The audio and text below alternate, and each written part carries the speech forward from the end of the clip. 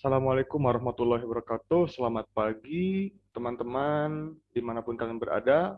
Pertama kita panjatkan puji dan syukur kepada Allah Subhanahu Wa Taala.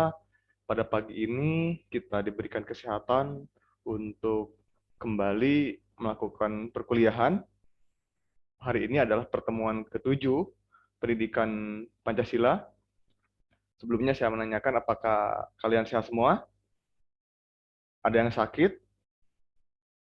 Semoga baik-baik saja ya. Hari ini materinya adalah Pancasila sebagai sistem etika. Pancasila sebelum menjadi sebuah ideologi ataupun dasar negara secara formal ketika zaman kemerdekaan, Pancasila lebih jauh sudah menjadi kebiasaan, adat istiadat, adat perilaku khususnya masyarakat Jawa yang memiliki nilai 5 ajaran yang dikenal dengan Molimo, yaitu ajaran yang berasal dari Hindu-Buddha yang menekankan, yang melarang 5 perbuatan yang harus dihindari. Ada amadon, ada main, ada minum, ada madat, dan yang lainnya. Itu adalah sejarah Pancasila sebelum menjadi ideologi yang sah, legal, formal oleh para pendiri negara kita. Oleh karena itu, tentunya Pancasila secara hakikat awalnya tidak akan terlepas dari perilaku, etika, kebiasaan masyarakat Indonesia. Makanya hari ini adalah materi yang sangat penting. Saya akan share materinya. Tolong nanti diperhatikan karena materi ini salah satu materi yang dianggap pokok. Baik, Pancasila sebagai sistem etika. Ada istilah etika yang perlu kita dalami, gali, biar kita akan tahu di mana posisi Pancasila sebagai sistem etika. Etika merupakan cabang filsafat, yaitu pemikiran kritis dan mendasar tentang ajaran-ajaran dan pandangan-pandangan moral. Etika berasal dari kata etos yang secara etimologi artinya tempat tinggal, padang rumput, kebiasaan, dan watak. Dalam etika kita akan bertemu dengan 3 istilah. Ada nilai, norma, moral. Apa itu nilai? Nilai adalah goodness, worth, atau tindakan kejiwaan dalam menilai ataupun dalam melakukan penilaian. Apa itu norma? Norma adalah peraturan. Moral? Moral adalah mores, bahasa Latin, yang artinya adalah adat ataupun cara hidup. Jadi ada 3 istilah dalam uh, ajaran etika.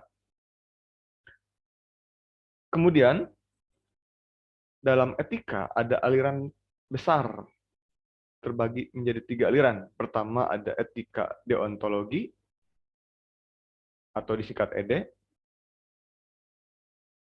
yang artinya bahwa memandang tindakan baik dan buruk berdasarkan apakah tindakan itu sesuai atau tidak sesuai dengan kewajiban.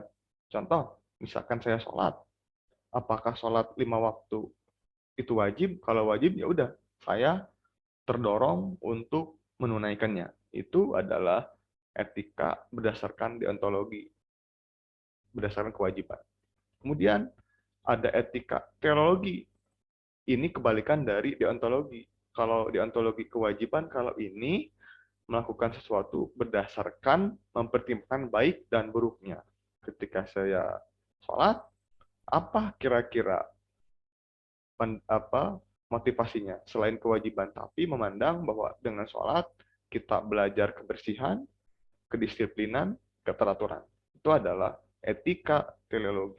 Kemudian ada etika keutamaan.